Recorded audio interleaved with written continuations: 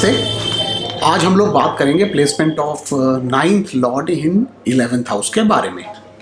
देखिए, अगर मैं शास्त्रीय मत की बात करूं इस कॉम्बिनेशन के बारे में, तो जो बृहत्पराशर होरा शास्त्र है वो इसके बारे में लिखती है कि जब भी नवमेष 11वें भाव में हो तो नित्य लाभ करने वाला, गुरुजनों का भक्त, गुणी और पुण्य आत्मा होता है। यानी अगर हम इसका मीनिंग निकालेंगे तो नित्य लाभ करने वाला, यानी उसको डेली बेसिस पे प्रॉफिट्स होते हैं। गुरु का भक्त होता है, यानी कि जो अपने गुरु हैं उनकी तरफ इनका विशेष प्रेम होता है, धार्मिक होंगे ऑटोमेटिकली अगर गुरु हैं तो। और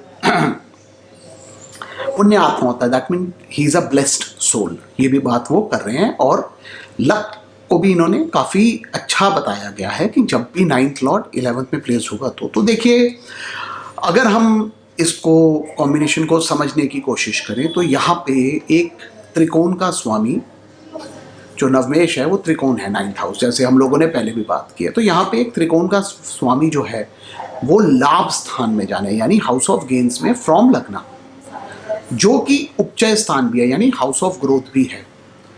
अगर हम उपचय स्थानों की बात करेंगे तो उपचय स्थानों में 3, 6, 10 और 11 ये 4 हाउसेस उपचय स्थान में आते हैं। तो अगर हम इस कॉम्बिनेशन को देखेंगे तो 9th लॉर्ड जो है वो लग्ना से 11th हाउस में जा रहा है और 9th हाउस से वो 3rd हाउस में जा रहा है, यानी कि दोनों प्लेसेस से वो उपचय स्थान में जा रहा है। तो इस वजह से ये तो बहुत क्लियर हो गया कि जब भी 9th लॉर्ड 11th में प्लेस्ड होगा तो ये एक प्रकार का बहुत ही एक्सीलेंट कॉम्बिनेशन है। ओवरऑल पैसे के लिए, गेन्स के लिए बहुत अच्छा होगा, क्योंकि देखिए जो 11th हाउस है जो वो लाभ को रिप्रेजेंट करता है, यानी इजी गेन्स को, जो हम इजीली गेन कर पाते हैं इस लाइफ में, उसको, उस तरह के पैसे को 11th हाउस रिप्रेजेंट करता है। और यहाँ पे जो भाग्य है वो 11th में चला गया। अब इस कॉम्बिनेशन की अगर मैं डिटेल में थोड़ी सी बात करूं तो ये कॉम्बिनेशन कई जगह पे इसको स्पेकुलेशन के लिए भी अच्छा बोला गया है। तो उसकी वजह क्या है, उसका मैं थोड़ा सा रीज़न समझाने की कोशिश करता हूं। तो देखिए क्या है, जो 9th हाउस है वो भाग्य है, यानी लक है। और ये जो 11th हाउस है ये 9th का 3rd हो गया, यानी कि भाग्य का, सेल्फ एफर्ट का घर हो गया।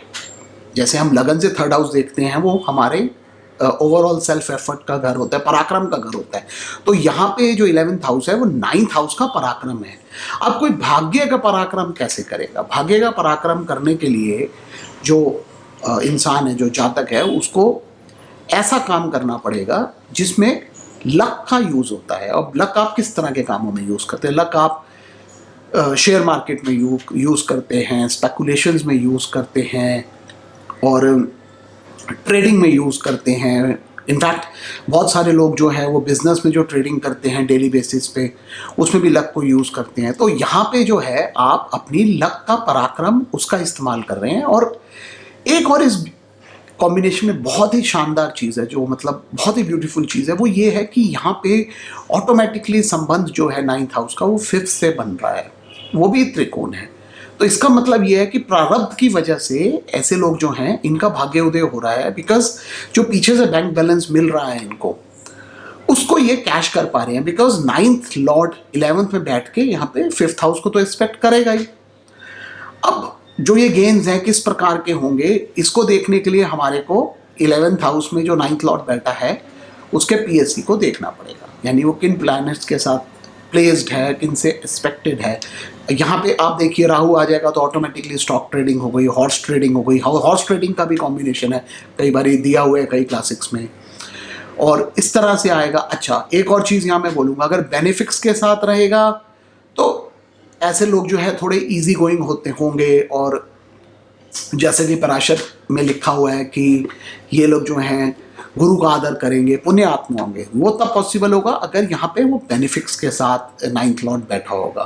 क्योंकि आप एक चीज़ हमेशा ध्यान दीजिए कि जब भी बेनिफिक्स का एस्पेक्ट 5th हाउस पे बन जाता है। ऐसे लोग जो हैं इनका जो पीछे का बैलेंस है वो काफ़ी अच्छा होता है और जनरली ये पुण्य आत्मा होते हैं। इनका अपने गुरु की तरफ, अपने टीचर्स की तरफ विशेष प्रेम होता है और इनको काफ़ी अच्छी नॉलेज जो है वो गेन कर पाते हैं।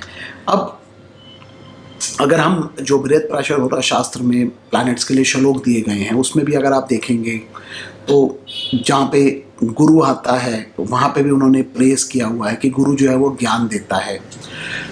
जहाँ पे शुक्र आ जाता है वहाँ पे एक वर्ड आता है सर्वशास्त्र प्रवक्तारम, यानी जो वीनस है उसको सारे शास्त्रों का ज्ञान है। तो बेनिफिक प्लैनेट्स तो नेचुरल बेनिफिक्स तो यही दोनों हैं। तो अगर ये 11th में प्लेस्ड होंगे और यहाँ पे अगर 9th लॉर्ड इनमें से एक हो, यहाँ 9th लॉर्ड इनके साथ यहाँ बैठा होगा, तो ऑटोमेटिकली ऐसे लोग जो हैं, बिकॉज एस्पेक्ट इन बेनिफिक्स का 9th लॉर्ड के साथ 5th पे पड़ रहा है, तो ऐसे लोग जो हैं ऑटोमेटिकली काफ़ी उनको नॉलेज होगी, उनका शास्त्रों में इंटरेस्ट होगा एंड उनको काफ़ी अच्छी शास्त्रों की नॉलेज भी होगी और उसको अप्लाई भी कर पाएंगे लाइफ में।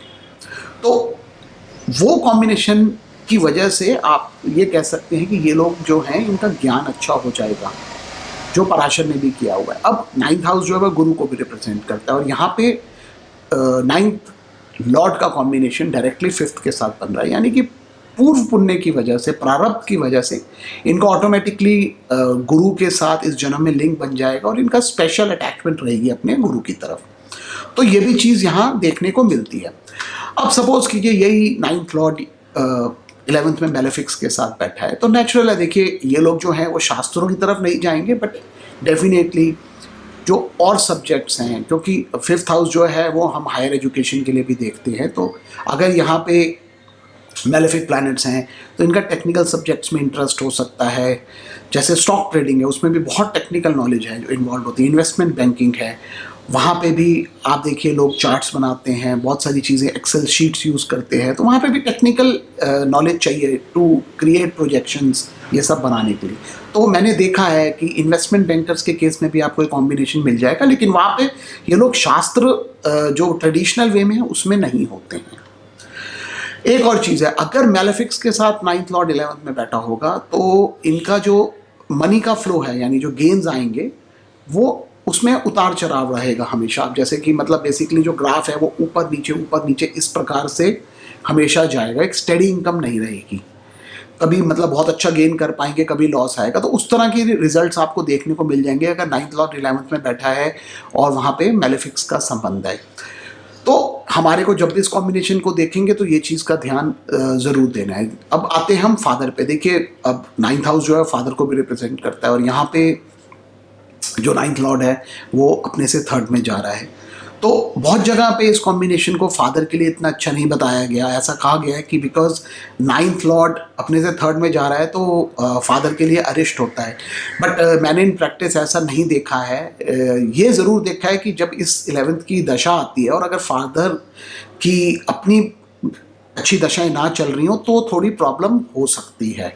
तो इस पॉइंट को हमें ऑब्जर्व करना है, हमारे गॉड चार्ट्स में इसको देखना है और उसी से ही हम लोग इसकी कुछ इंटरप्रिटेशन निकाल पाएंगे। बट ओवरऑल अगर मैं इस कॉम्बिनेशन की बात करूं तो 9th लॉर्ड 11th में काफ़ी अच्छे रिजल्ट्स देता है, जो मैंने इन प्रैक्टिस देखा है, और काफ़ी अच्छा रहता है।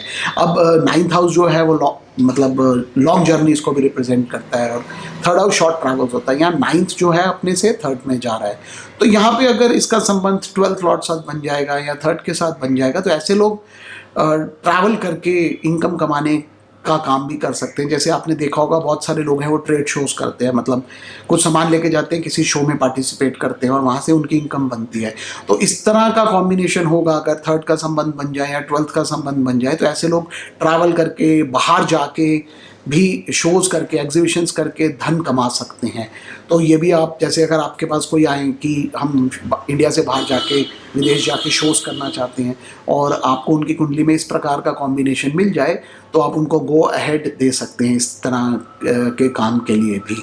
तो ये मेरे कुछ thoughts on placement of 9th Lord in 11th house के बारे में।